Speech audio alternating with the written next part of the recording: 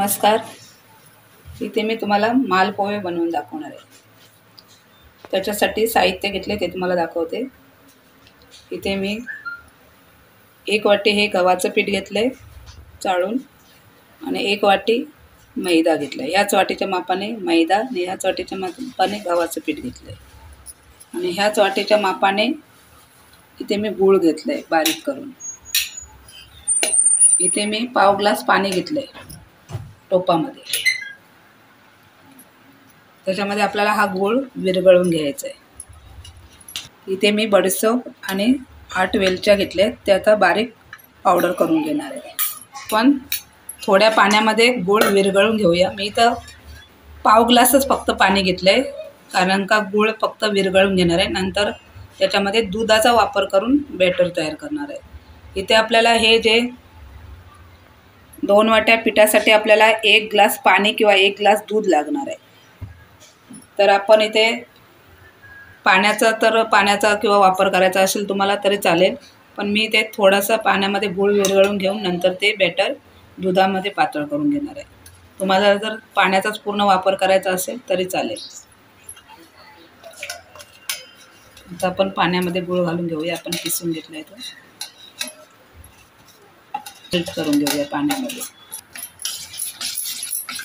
इथे आपण हा छान असा गूळ एकदम पातळ करून घ्यायचा पाण्यामध्ये, पूर्ण गाठी न ठेवता गुळाच्या मेल्ट करून घ्यायचा. इथे आपला गूळ विरघळून झालाय अशा प्रकारे. मध्ये मी आता हे दूध वापरणार आहे थोडं. इथे पाव ग्लास पाणी घेतलंय आणि पाऊण ग्लास दूध घेतलंय. आता आपण हे पीठ ह्याच्यामध्ये घालून घेऊया गुळामध्ये. बॅटर छान मिक्स करून घेऊया.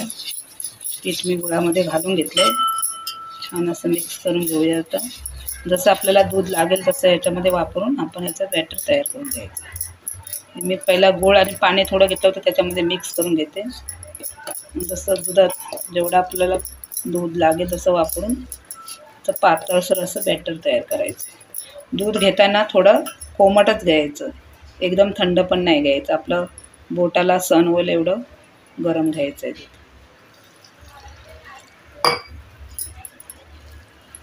आता आपण हे थोडं दूध घालून छान असं बॅटर फिरवून घेऊया, मिक्स करून. अशा प्रकारे इथं आपलं बॅटर तयार झालं आहे. बॅटर बनवताना त्याच्यामध्ये गुठळ्या जरा पण गाठी ठेवायची नाही आणि एवढं असं पातळ हे बॅटर आपलं तयार करून घ्यायचं. पातळ एवढं याच पद्धतीने, जास्त पण पातळ नाही करायचं. आणि मला इथे हे बॅटर बनवण्यासाठी पूर्ण इथे 1 ग्लास म्हणजे पाव ग्लास पाणी आणि पाऊण ग्लास दूध मी वापरलं आहे. तुम्हाला पूर्ण पाण्यामध्ये भिजवायचं असेल तरी पण चालेल, किंवा गूळ वितळण्यासाठी फक्त पाण्याचा वापर करायचा जर दूध वापरायचं असेल तर. आपली वेलची आणि बडीशेप अशी कुटून घेतली मिक्सरमधून, ती याच्यात 1 चमचा टाकून घेतली.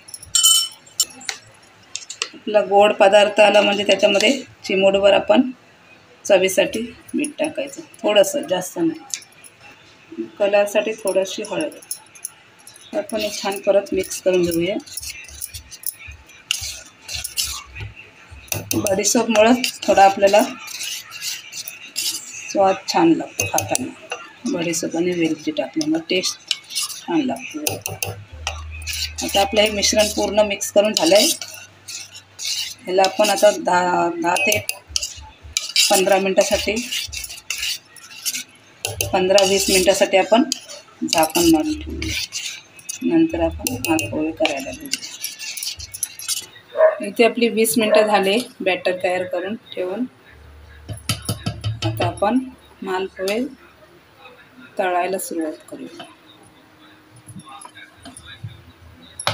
इथे मी पॅन ठेवलंय, पॅनमध्ये तेल गरम होण्यासाठी ठेवलंय.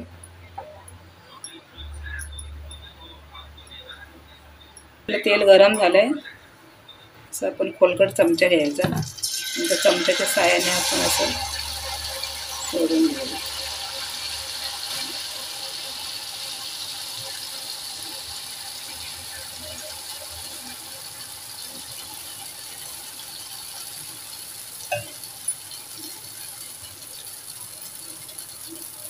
थोडं असं पसरटच भांडं घ्यायचं, म्हणजे आपल्याला ते पलटी करायला चांगलं सोपं जातं. जेवढं पसरट भांडे असेल आपले 2-3 छोटे मोठे कसे, तुम्हाला मोठे पाहिजे असेल तर मग हे 2 चमचे बॅटर घालायचं, मोठा पाहिजे असेल तर. मी तर छोटे छोटेच बनवणार आहे. असं आपल्याला एक बाजूने लालसर होईपर्यंत तळून घ्यायचे. थोडे गॅस आपला स्लोच ठेवायचा, कारण का त्याच्यामध्ये बॅटरमध्ये गूळ मिक्स असल्यामुळे ते पटकन करपू शकतात. म्हणून थोडा स्लो गॅसवरतीच मीडियम गॅस करून थोडा जसे आपले करपतील त्याच्याकडे लक्ष दे, तसं छान असे तळून घ्यायचे. एक बाजू शेकून घेतल्या तर दुसऱ्या बाजूने छान असं शेकून घ्यायचं.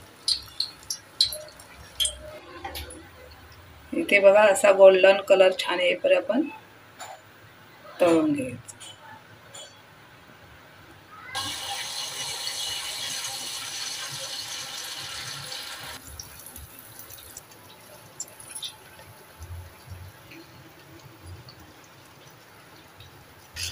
ते बघा आपला दुसरा पण मालपुआ छान असा लालसर तळून झालाय.